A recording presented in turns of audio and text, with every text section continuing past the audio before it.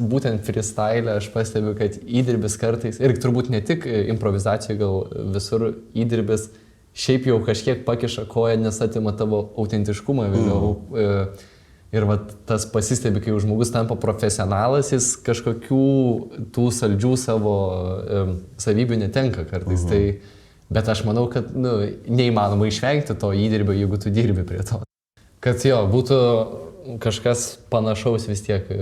Aišku, tikrai kitokių prieskonių, turbūt kitaip, kitokios komunikacija, kitokia kalba, gal trumpiau ir panašiai. Ja, lol. Mes gal labiau pripratę prie komfortiško gyvenimo ir truputį ištižę labiau. Čia gal neišvengiamai tiesa, aš manau. Ta prasme, kad mes tikrai daugiau ištižę. Aš bent jau tikrai esu daugiau ištižęs. Šiaip tai ta dabartis turbūt irgi visai svarbus faktorius, nes aš čia kartais, kai nuotraukas kokias žiūrėdavau ir atrodo, Jezu, kokia aš graži buvau prieš 3 metus ar 5, žinai, ir galvoti, šiandien aš kaip esu, tai aš už 5, kai žiūrėsiu šiandienos nuotrauką, galvosiu taip pat. Tai už tai labai svarbu va dabar galvoti to į priekį akimis, žinai. Šiaip žiaurūs dalykai vyksta ir dabar, kol mes čia turbūt sėdam. Kažkaip net blogai pasijutau, dabar norisi išeiti iš čia. Mes čia esame kiekvienas savo. Mes čia šnekam, kažkur kažkas, bet... Ką tu šiandien padarai gero dėl Kinijos uigūrų?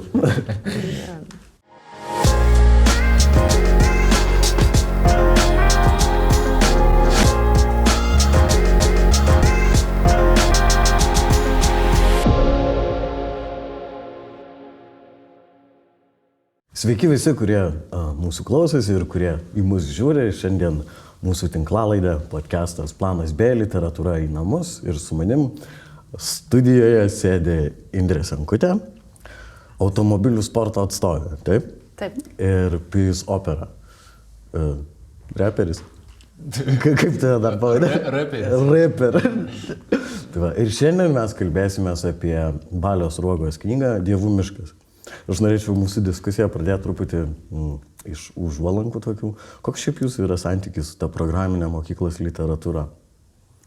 Mano tai toksai nebuvo labai artimas. Aš greičiausiai šitos knygos tai manau, kad neskaičiau. Dėl to, kad taip kaip dabar ją skaičiau, man buvo visiškai nauja ir negirdėta. Dėl kitų knygų negaliu atsakyti, nors laikiau lietuvių valstybinį egzaminą, bet žodis privaloma, literatūra ir aš buvo truputį skirtingose pusėse. Mano tai neblogas santykis, kažkaip neturiu tokios nuomonės, kad lietuvių literatūra mokyklinė ir ta privalomai yra prasta. Iš tikrųjų jie atrinkta graži ir vertinga, tai aš kažkaip daugiau mažiau ją visą skaičiau ar skaitinėjau.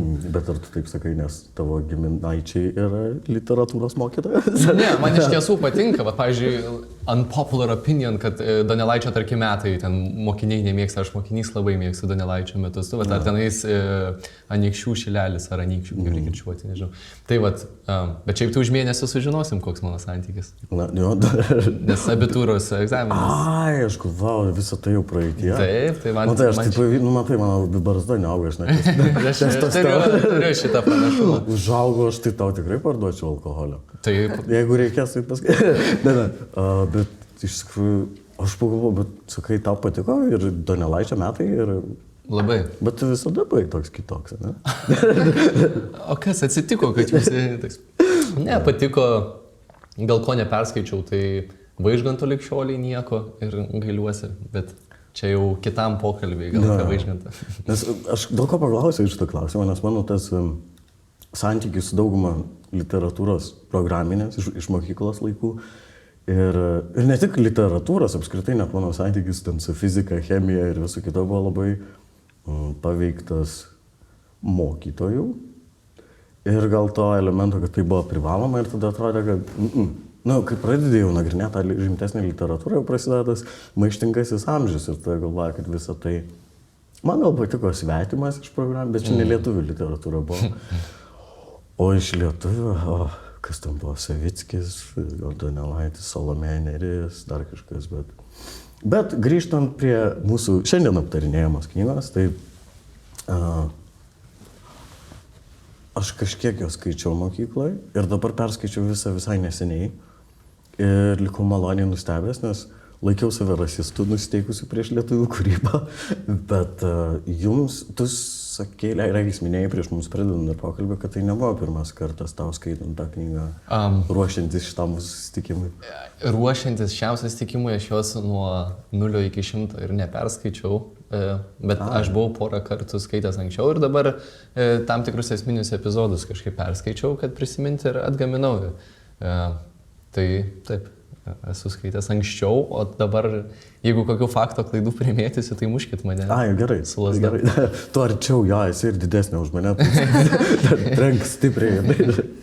O tau, Indrė, tai buvo pirmas kartas su šia knyga, ar ne? Su šia taip, aš ją perskaičiau visą, tai pareigingai. Tai dalį pradėjau, tai skaičiau su gyva knyga, o kitą dalį užbaigiau su audio. Dėl laiko trūkumo tai labai panaudojau gerai važiuojant su riedučiais ir panašiai, mašinoje ir automobilyje vairuojant. Tai, žodžiu, perskaičiau visą. Faktų taip pat labai ten gal visų iš pirmo karto neatsiminčiau. Aš neklausinėsiu, kur yra Štuthofas ir ką vokiškai. Jeigu tokie, tai gali klausti. Bet vokiškai, pasakytum? Štuthofas vokiškai? Štuthofas vokiškai ir būtų Štuthofas.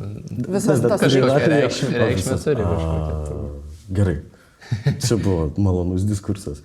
Bet, pavyzdžiui, skaitant tą knygą, aš dabar lyginant su tą mokyklinę patirtim savo, aš pagalvojau, ar jūs jinai sukrėtė? Turiu omenyje, ar jinai nustebino? Nes aš skaičiau ir galvojau, kad ten kalbama apie baisius dalykus, apie kankinimus, mirtis, apie tokį dehumanizuojantį elgesį. Ir skaitau ir aš galvojau, aš baisesnių dalykų mačiau internete. Jums nesinorėjo daugiau mėsos, kažkokių detalių. Visi turbūt matėm ir Game of Thrones ir kitokius serialus, kur tų ir vaizdų, ir turinių, kur kas kraupesnių yra.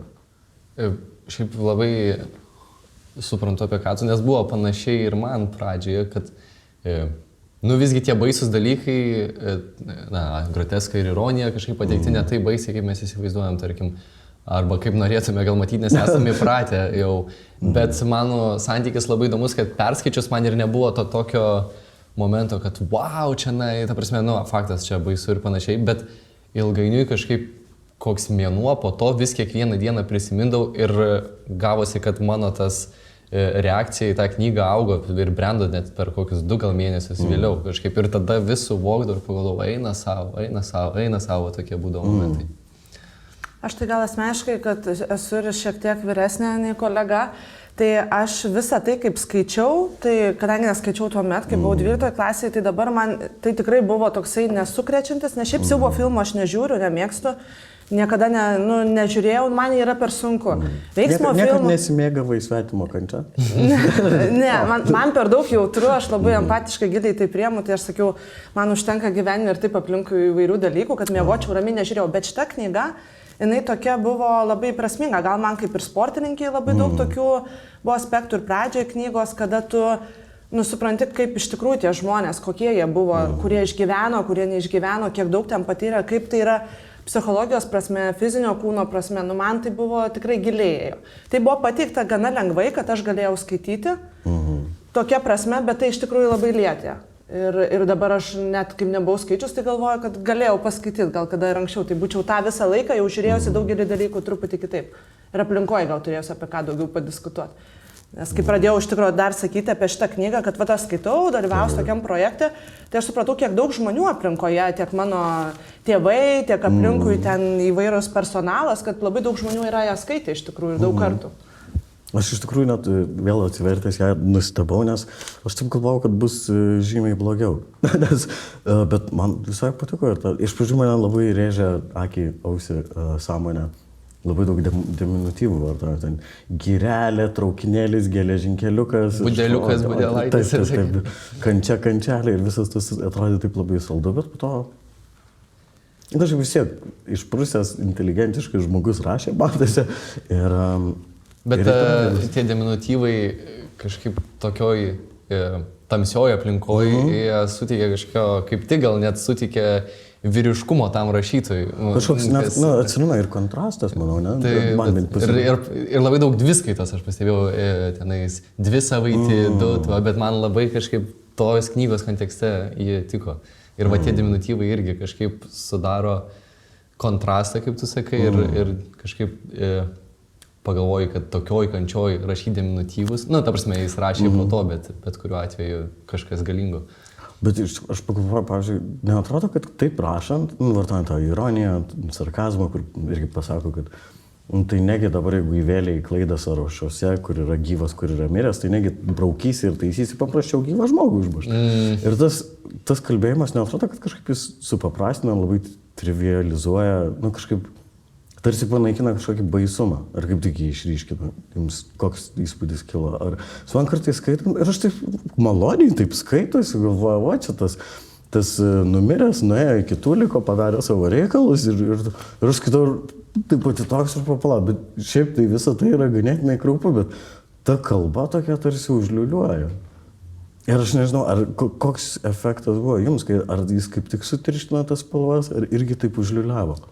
Jis kaip gal ir toje knygoje minėjo, kad tu kartą jau patyręs, atvažiavęs, iš tikrųjų pasikoreguoji labai stipriai.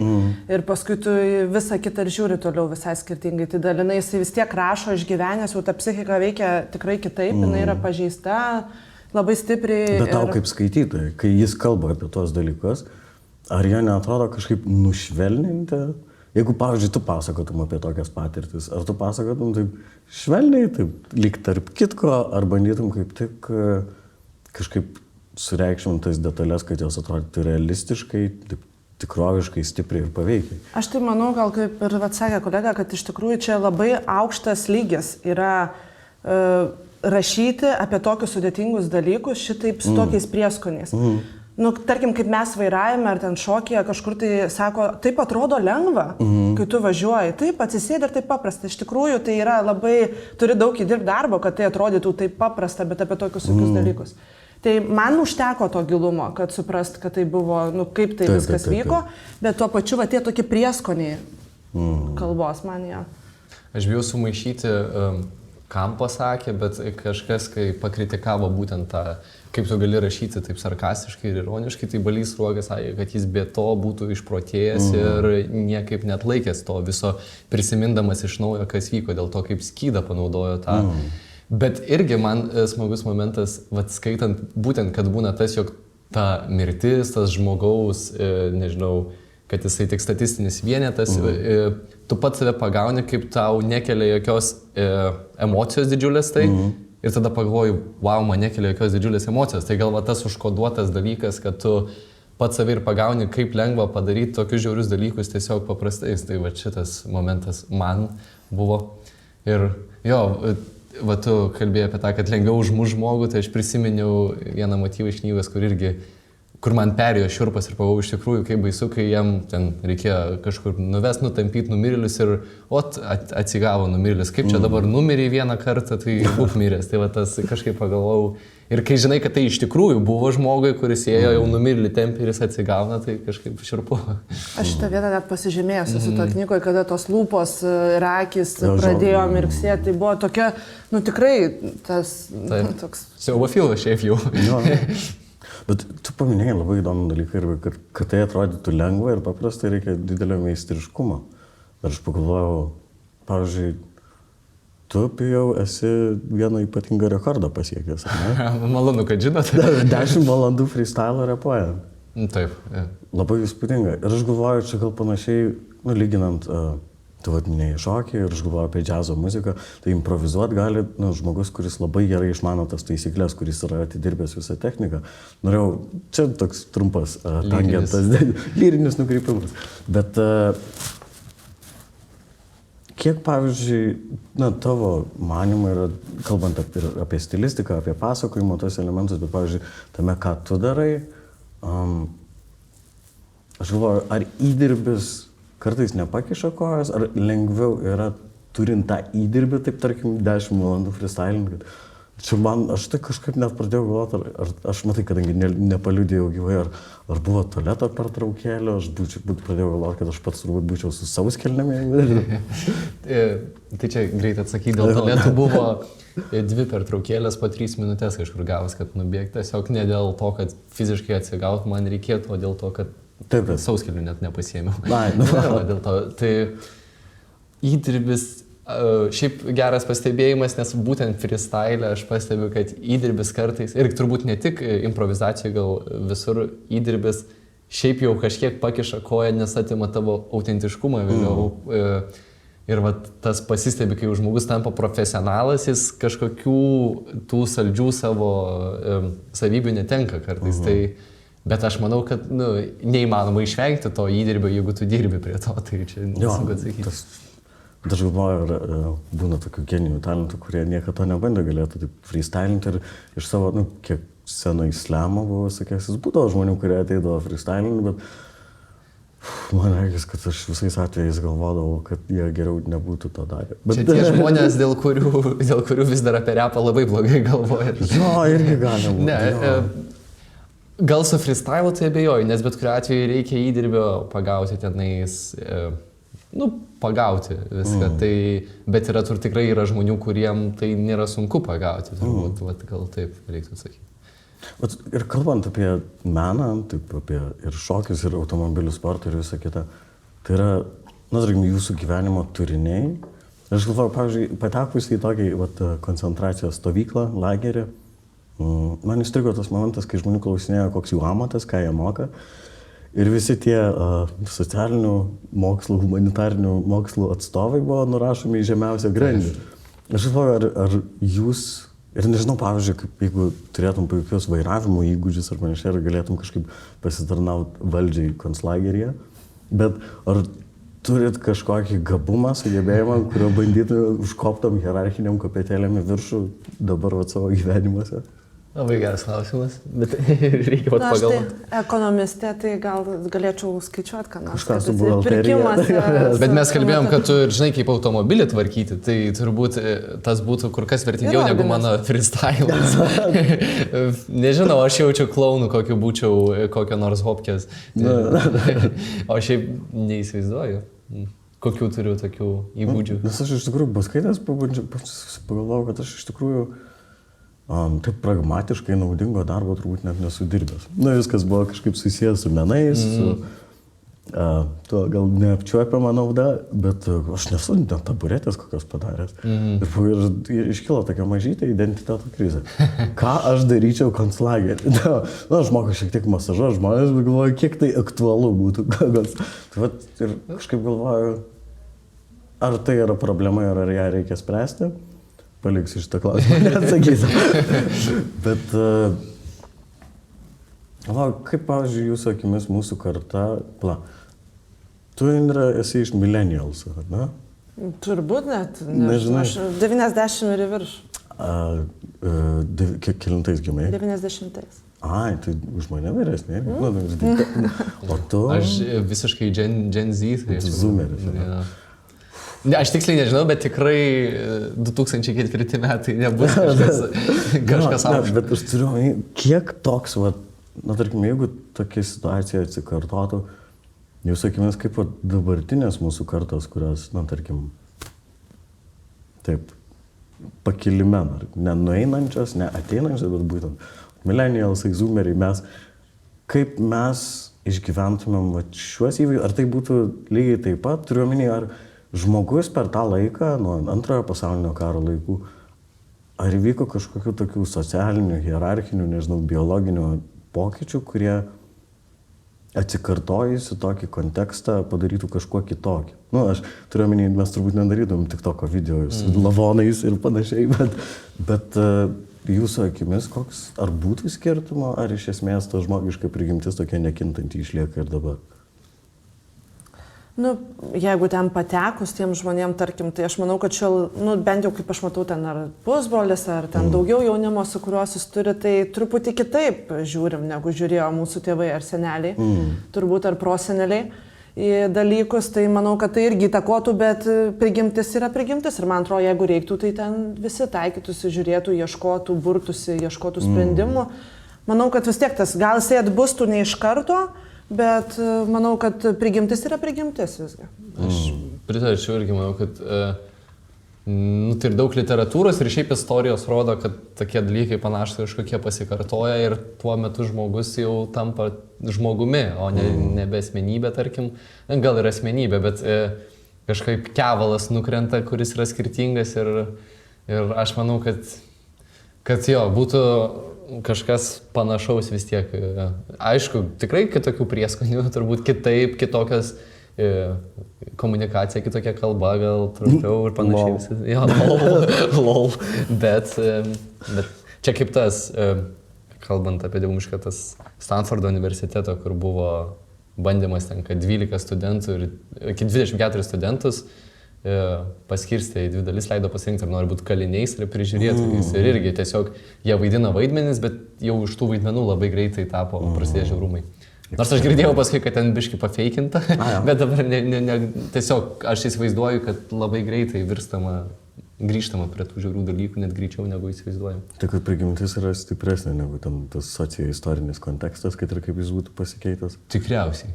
Aš vienu metu net pagalvojau, dabar labai daug tyrimų atsirado susijusių su gal technologinė ir socialinė raida. Ir nuo 2012 metų, kai įsivažiavo Facebookas ir panašus dalykai, labai padaugėjo žmonių savižudybių ir kur kas jaunesni žmonės išgyvena depresiją. Ir turint omeny šitą kontekstą, aš galvojau, kad galbūt, jeigu žmonės būtų atsiradę, dabartiniai žmonės atsirastų tokiose sąlygose, gal tiesiog kiek greičiau kažkaip pasirinktų tą savižudybės kelią, nes kas man buvo gražu knygoje, jeigu vertina visus tos kontekstus, tai buvo labai daug skirtingų tų atsakų į traumą, nes visgi tai, kas vyko, toks trauminės patirtys, tai yra ir pyktis, ir rezignacija, tam tikras apatiškumas, agresija. Ir pagalvojau, kažkodėl galvodamas apie savo ir šiek tiek jaunesnę kartą, kažkaip galvojau, kad mes gal būtum, kodėl kyla ta mintis, kad mes gal labiau pripratę prie komfortiško gyvenimo ir truputį ištižę labiau. Čia neišvengiamai tiesa, aš manau. Ta prasme, kad mes tikrai daugiau ištižę. Aš bent jau tikrai esu daugiau ištižęs ir pilnai prisimenu. Tai, va čia gal pastebėjimas įdomus, kad turbūt daugiau mirties būtų dar, tiesiog greičiau užbaigtų gyvenimą gali būti. Per tą trumpą laiką paskui prisitaikytų dalis, manau, greitai, nes ta prigimtis galbūt jinai šauktų atgal, bet jo, matant aplinkui žmonių tarpe, aš pati tai gal kaip sportavau nuo mažens labai daug ir tėvai gana taip reikliai, pati dirbu, tai toksai, man atrodo, aš kartais pastebiu, kad aš šiaip esu tokia reikli ir gana tokia struktūrizuota, kažkur tai skauda, kažką eini vis tiek darai ir nėra ten palauk ar kažkokiu tai dalyku. Bet manau, kad visi susivienodintų. Dauguma, jeigu pats išgyvenimo faktorius jisai duotų savo. Bet tas susivienodinimas įdomu, nes kaip ir ne šioje knygoje visi, tarkim, susivienodina, bet išlieka humanistiškų žmonių, humaniškų tenais ir ne. Kad ir pats Balys Sruoga lageryje vis tiek tenais tos kultūrinius būrelius tokius rengia ir tenais kepurės nenešiojo ir kažkaip netgi atjausdavo, užjausdavo kitus, tai kad vis tiek išlieka humaniškumo pas kažką, o pas kažką ne, va čia gal irgi įdomus. Pas kažką gal jo net nebuvo. Nežinau. Ten įstrigo tas irgi šitos knygos momentas buvo apie Velykas ir kadangi mes gana dar neseniai atšventė tas Velykas ir kaip jie tą kiaušinį vieną ir visgi kaip šiaip jisai rašė, kad visi paveikti, jie tada pasidaro, kovoja tik už save dėl išgyvenimo žmogus. Bet apie tas Velykas kalbant ten buvo, kad vienas paėmė ir padalino ir tada jie visi sako, nežinau, ar mes sotus buvom dėl to vieno kiaušinio padalinto ten daug žmonių, ar dėl tų ašarų už to džiaugsmo, kad visgi kažkoks tai išliko. Viena gražiausių vietų knygų. O iš tikrųjų, šiek tiek man nusibrėžė panašios yra tokia Viktoro Franklio knyga Žmogus ieško prasmės. Tai Viktoras Franklis, jis logoterapijos, prasmės terapijos kūrėjas, psichoterapeutas, irgi išgyvenęs koncentracijos stovyklą ir pagrindęs viską prasme, kad žmogus turintis prasme gali išgyventi viską. Čia gal panašiai kaip ten ir Nyčės būdavo teiginys, kad žmogus, kuris žino savo kodėl, išgyvens bet kokį kaip. Ir pagalvojau, kad Franklis, ką yra pasakęs apie savo patirės koncentracijos stovyklai, tai buvo, kad kai kuriuose žiauriuose, tokiuose labai tamsiuose situacijose žmonės daug juokdavosi ir sako, išgyveno tie, kurie juokėsi. Nes juokas yra nenormali reakcija į tai, kas vyksta, bet nenormali reakcija nenormalioje situacijoje yra labai normalus dalykas. 2 minusai pliusas. Na, šituo atveju tai veikia. Bet pagalvojau, koks, vis tiek kiek jums išeina, pavyksta reflektuoti savo gyvenimus ir vertinti tas visas situacijas, koks jūsų yra tas stipriausias, sakyčiau, gal net ne gynybinis mechanizmas, bet tai, kas padeda jums išgyventi sunkiausiose situacijose. Nes tu minėjai, kad irgi nuo mažens yra tas, kaip, ir sportas, ir darai reikia, tai suprantu, kad vidinė disciplina yra ganėtinai stiprus dalykas. Jau tavo, koks tas varikliukas, kuris, manai, kad padėtų, tarkim, net juodžiausiamis tokiamis sąlygomis. Aš kol kas įsivaizduoju, tai tik kūryba ir tik kažkokį rašymą. Iš tikrųjų, norėčiau pasiklausyti albumo apie koncentracijos lagerį. Tai naujas kūrybinis uždavinys, gal nekreip dėmesio į abitūros egzaminus ir sukurk tiesiog. Tai bet čia jau reikia patirties. Jo. Bet jeigu Valdis Sruoga būtų buvęs reperis, tai turėtume stipriausią rap albumą galimai. Galimai, tai. Nes, o be, tarkim, vidinės disciplinos, kas dar yra, kas ta tokia ašis kolona, kuri veda ir stumia į priekį? Aš tai visada ieškau sprendimo. Žinau, kad kiekviena situacija išmokina dalykų ir tikrai visko kiekvienam gyvenime yra buvę. Tai tikrai žinai, kad yra išeitis ir sprendimas ir gali kažką labai išmokti. Ir visada po didžiausias duobės ateina aušra.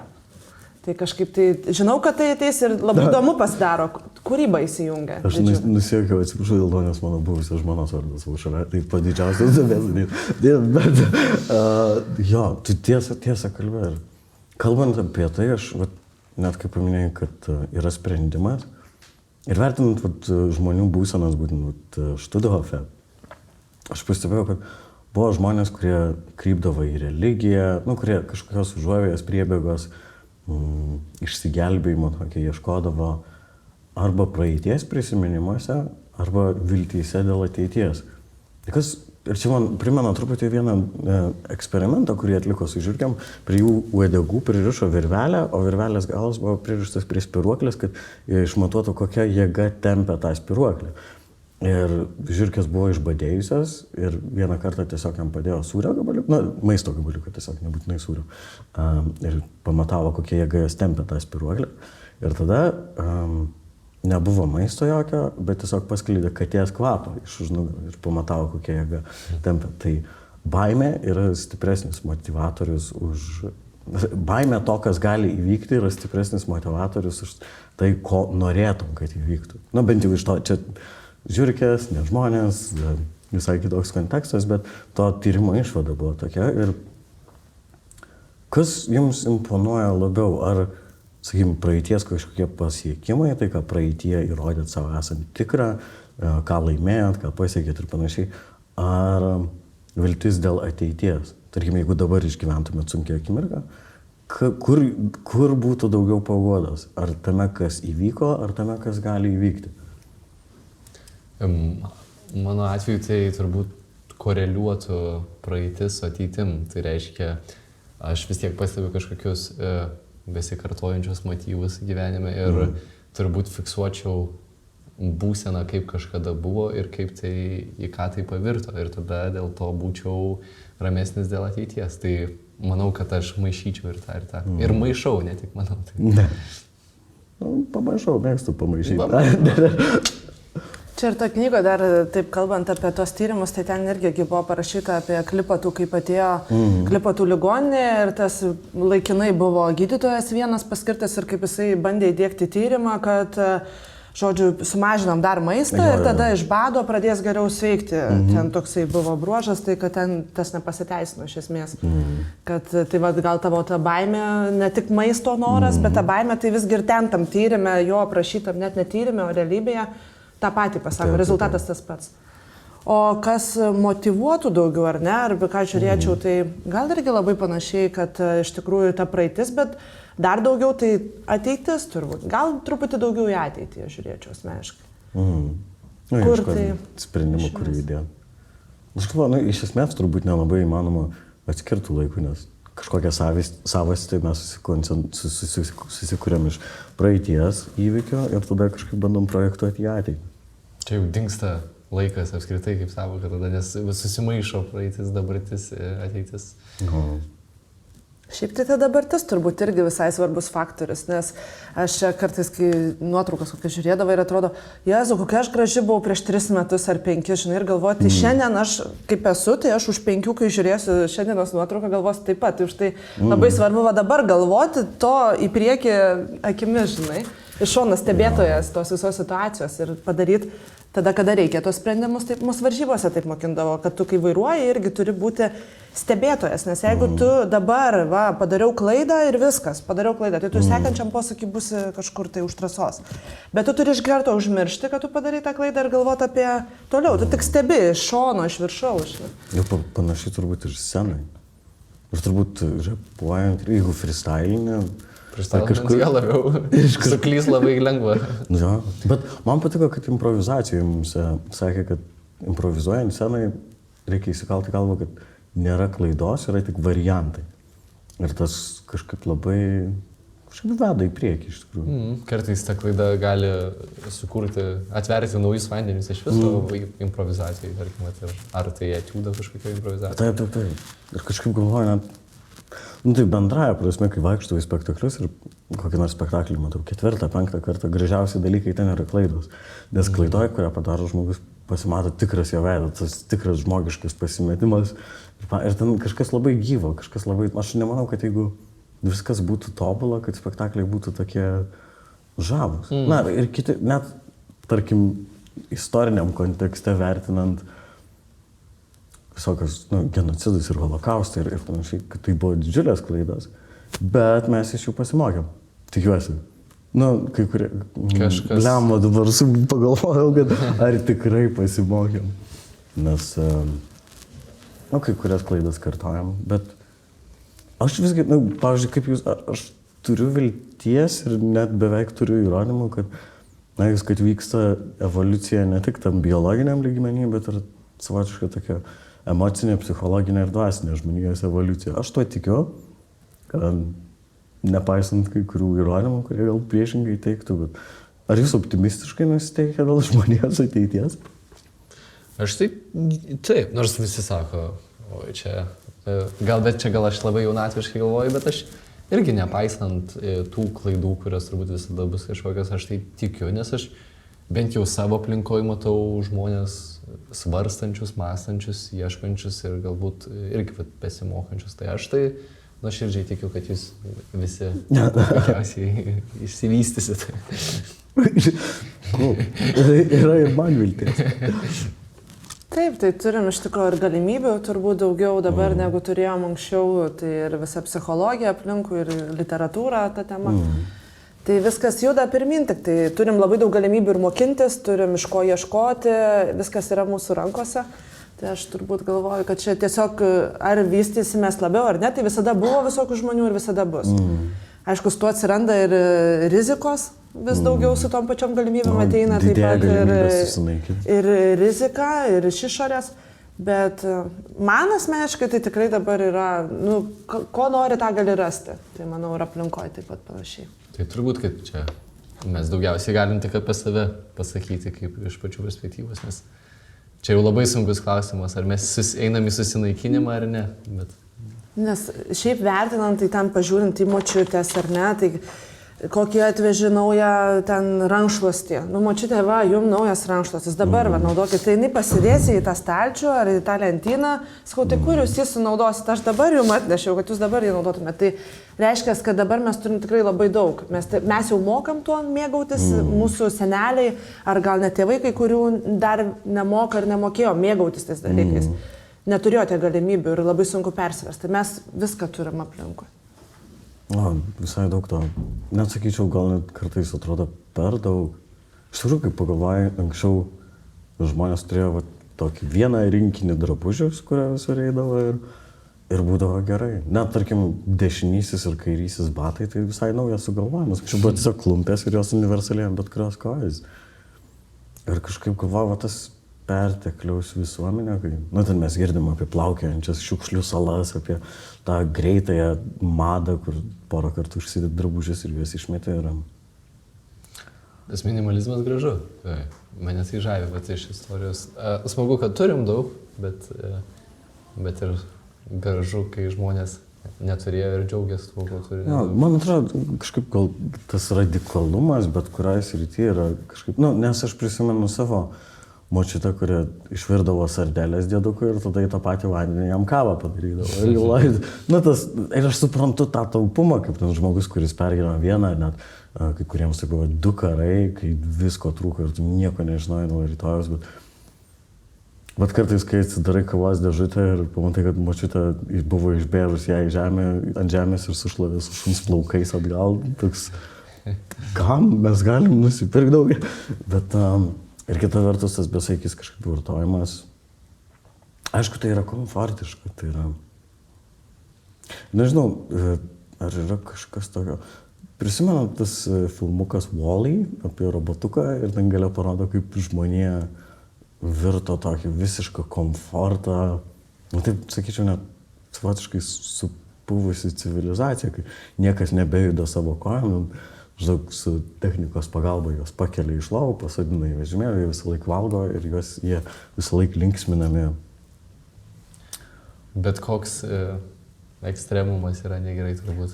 Ar labai, radikalumas, kaip ir pasakyti, turbūt jau iškrypimas. Jo, bet jeigu jums, nuo jūsų priklausytų ir jums reiktų pasirinkti, ar, tarkim, kokie, sakykim, 80% žmonijos išgyventų kažką tokio radikalaus kaip koncentracijos stovykla, ar kažką tokio radikalaus kaip ta tokia jau išsigimusi gerovė, kur praktiškai tu net nejudini savo kūno ir tiesiog esi visą laiką šeriamas ekranų blizgučiais. Kuris variantas jums atrodo geresnis? Aš pirmą rinkčiausi. Rinktumės aš rinkčiausi. Ir tame tarpe ir aš, jeigu man reiktų pasirinkti, kurį ekstremumą atstovaus, tai rinkčiaus koncentracijos stovyklą turbūt. Aš manau, kad kančioj visgi vis tiek daugiau ir kūrybos ir kažko. Apskritai žmonės, kurie išgyveno kančią, sukuria kažką, kas mus atitolina, tarkim, nuo kančios. Tenais patyrus karus, parašo knygas, kurias mes skaitom ir jos mums leidžia kažkaip pasijausti geriau, ten egzistencialistai kokie ir panašiai. Kartais ir blogiau pasijausti. Bet tai aš kažkaip įsivaizduoju, kad visiškas komfortas, tas irgi kitas nukrypimas, apie kurį šneki, kaži ar duotų kažkokių vaisių. Kaip tai yra? Aš tai galvoju, ar toj koncentracijos stovykloje būtų galimybė, šansas išgyventi ar ne. Tarkim, kad tu, kaip, dabar kai kam pavyko, aišku, bet iškentė. Taip, tai pratempė, pragyveno tą visą laiką, išgyveno, o to gerovė, kaip suprantu, ten būtų tiesiog visada tavo likimas būtų aiškus, tu turėtum daug, per daug. Tai jeigu būtų šansas ir galimybė, tai tada turbūt irgi rinkčiaus koncentracijos stovyklą, su viltim, kad gali išeiti iš ten. Jo, aš taip galvoju, jeigu mūsų klausytis, tarkim, žmogus, kuriam tas kontekstas labai artimas ir jis galvoja, durniai. Bet kita vertus, aš pagalvojau, tas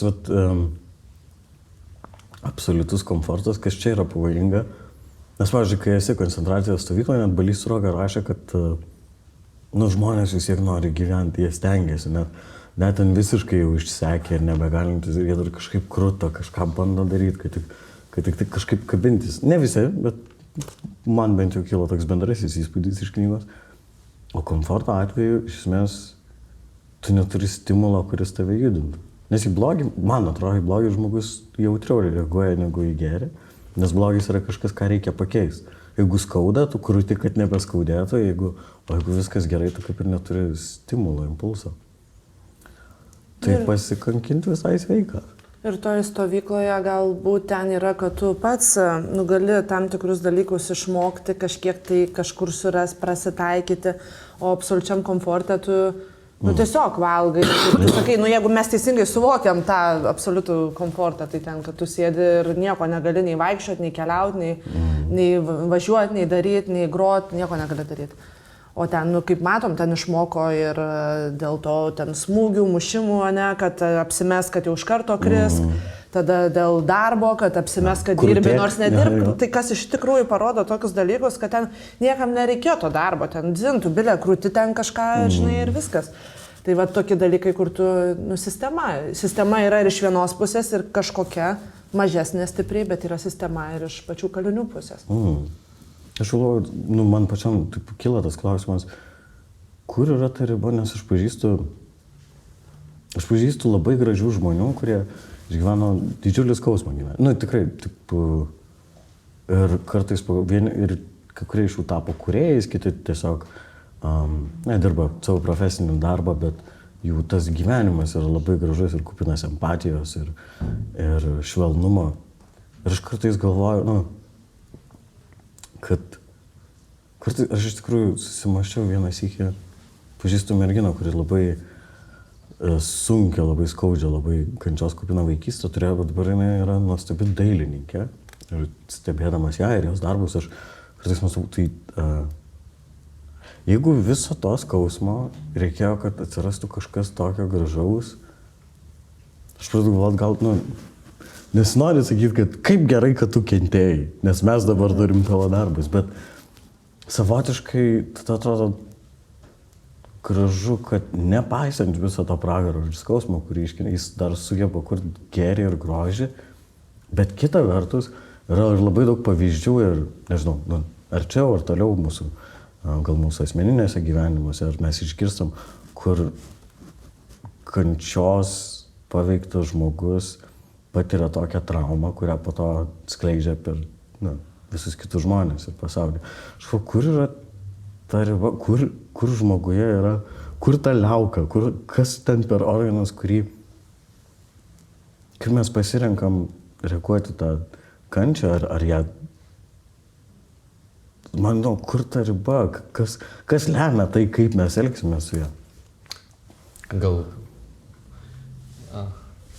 kažkuria vieta genas, o kažkuria atsitiktinumas. Galbūt ten kažkam ir pritrūko to teptuko kažkano pakišto, ar žinai, ar rašiklio, ar mašinos, bet ko nesvarbu, bet tai va čia jau turbūt gal galima tikėti ar Dievo, ar likimo, ar dar kažko, ir kas pakiša tau kažką. Čia turbūt idealiai vėl tinka, aš pasižymėjusi. Dievų miško knyga jį palaiko čia. Pradžioje buvo taip pat apie tos žmonės, kurie išgyveno lagerį. Ir kaip Sruoga pradžioje knygos rašė, buvo ta frazė, kontekstas ten visas pastraipa apie tai, kokie tie žmonės. Tai kad ir kalba apie tai, kad ir sėkmė turėjo bent dalis būti ta nenumaldoma ir neapsakoma, taip pat jie be proto ryžtingi, be proto stiprią valią turinti žmonės. Tai va tie žodžiai atitinka turbūt. Nes lygiai taip pat ten ir taip pat čia po tų išgyvenimų didelių, kaip tu pasirinksi tą sprendimą, ar tu ieškai sprendimo, kaip eiti ir ką daryti, ar tu tiesiog lieki, pasirenki kelią būti auka ir ta auka labai greitai aplinkos susivalgo, arba tu pats save suvalgai. Čia vėlgi kaip iš alkoholikų šeimų labai dažnas atvejis, kad arba tampa alkoholikais, arba tas atvejis, kad tu visiškai nyki. Tai va čia įdomu tikrai, kur yra liauka. Ir aš bandau atsakyti kažkokį bendrą vardiklį, bet nei auklėjimas, nei kažkokie pavyzdžiai, tiesiog kažkas žmogaus viduje, kažkas labai giliai, kad ta kančia arba sunaikina, arba kažkaip sutaurina. Tai va šitie metafiziniai dalykai ir įdomiausia, ta sėkmė kažkam gal tiesiog atsitiktinumas, kažkam gal kažkokia reikšmė, sutikia, tai kaip tai atsitinka. Nes aš irgi žaldamas negaliu rasti, nes yra vieni auklėti gerai, kurie nukrypo, yra vieni auklėti blogai, kurie nukrypo į gerą ir atvirkščiai ir tas, ta prasme, pilna visokiausių variantų ir kodėl iš kančios tu pasirinki gerą ar blogą. Aišku. Kiekvieno kelias labai skirtingas, turbūt kiekvienas turim praeiti ir vieni paskui kūrė vieną prasme, kita prasme daro dalykus, tai kaip ir tu sakai, tai yra unikalu. Ir giminės sistema, ir visi genai, paveldėjami dalykai, kurie pasąmonėje ateina kažkur tai kartu su mūsų DNR ir visais kitais faktoriais.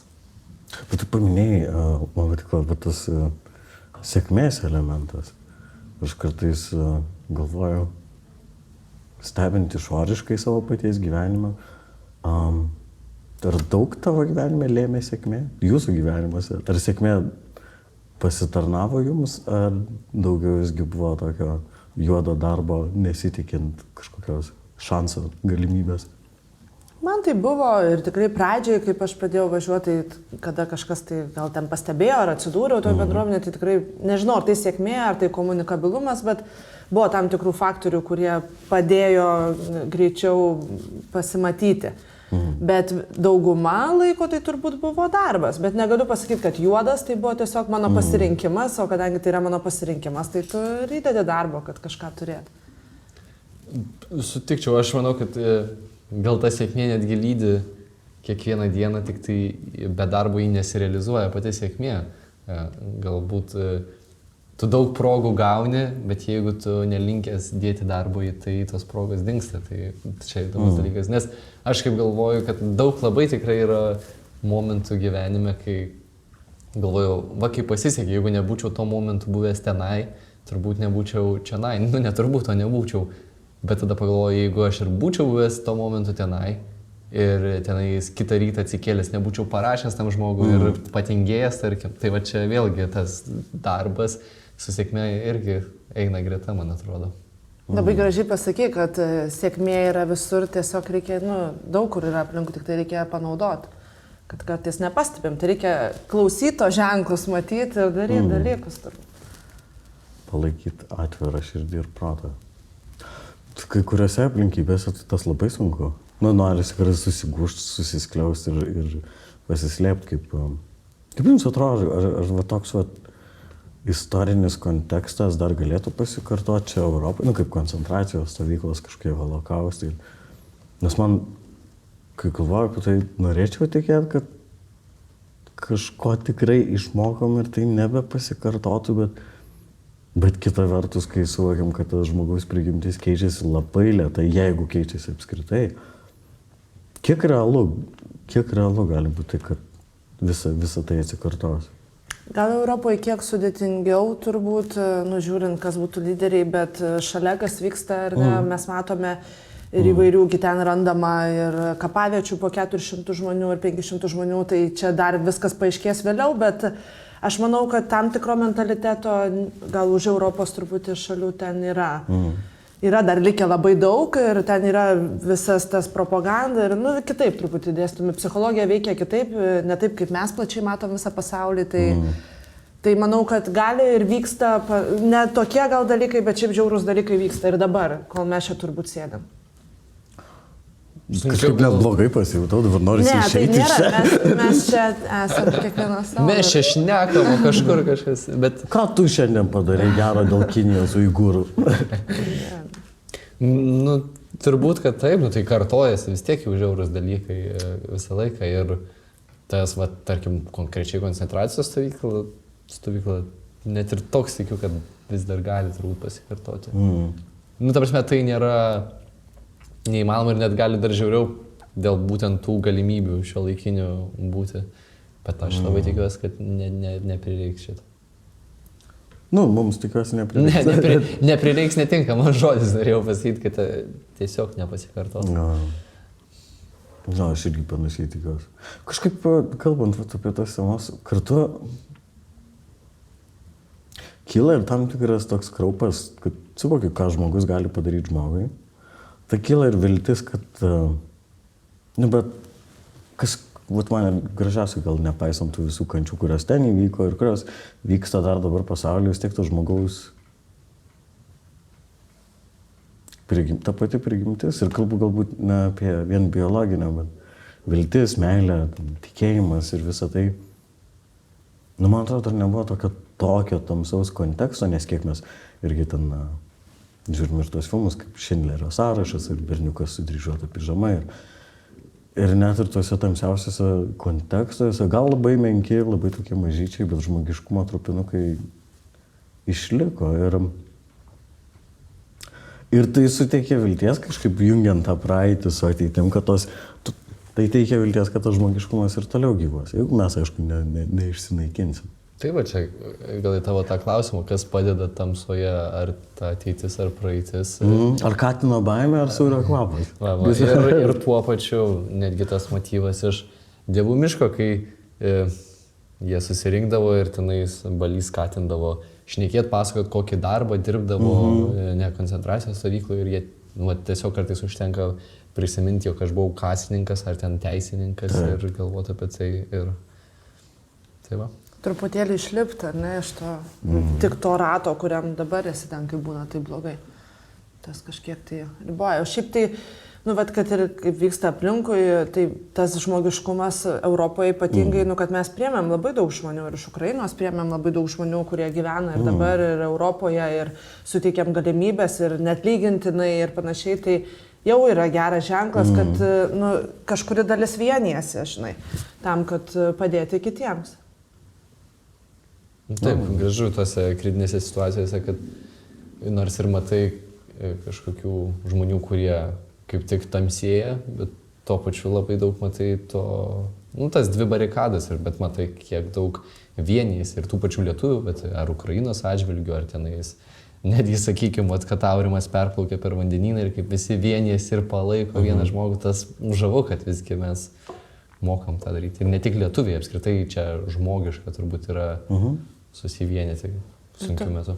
Ir to reiktų labai nepamiršti, nes turbūt taip pat kaip knygoje citavo irgi rašė Balys Sruoga, kad jeigu mes visi būtume kaliniai supratę, kad mes tiesiog esame žmonės, mums būtų daug paprasčiau, jeigu netiminėtų maisto vienas iš kito, tai būtų toksai, mums patiems būtų lengviau gyventi, bet jų aišku tikslas ten buvo tų, kurie valdė, skaldyk ir valdyk.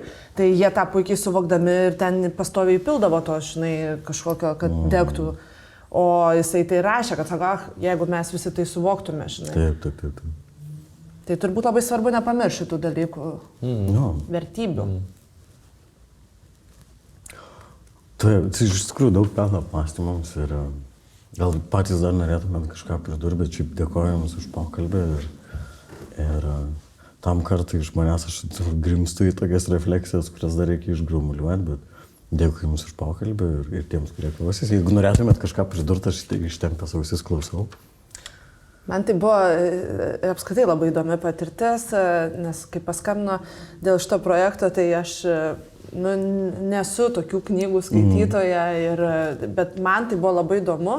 Manau, tai praplėtė labai daug. Aš net prisiminiau romėniškų skaičių reikšmės, tikrai 100 metų, nu ne 100, man tiek nėra, buvau nežiūrėjusi.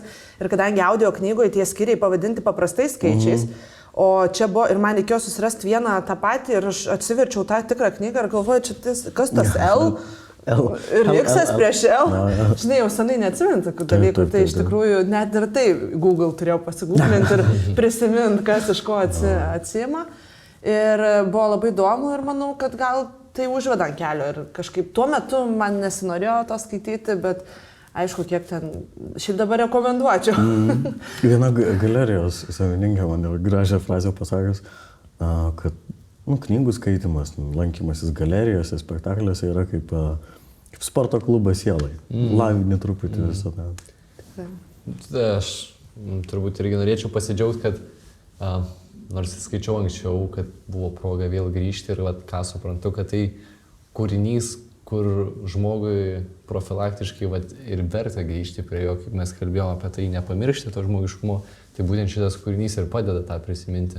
Tai aš kažkaip džiaugiuosi, kad teko vėl grįžti prie jo ir labai tikiuosi, kad po kokių 2 metų, net jeigu ir nepakviesi čia, aš vėl grįšiu prie tokio kūrinio ir tuo pačiu gailiuosi, kad Balys Sruoga negavo Nobelio premijos už tai, turbūt. O šiaip tai labai smagu. Ačiū Jums ir ačiū visiems, kurie mūsų klausėsi ir į mus žiūrėjo ir linkiu Jums palaimingo laiko.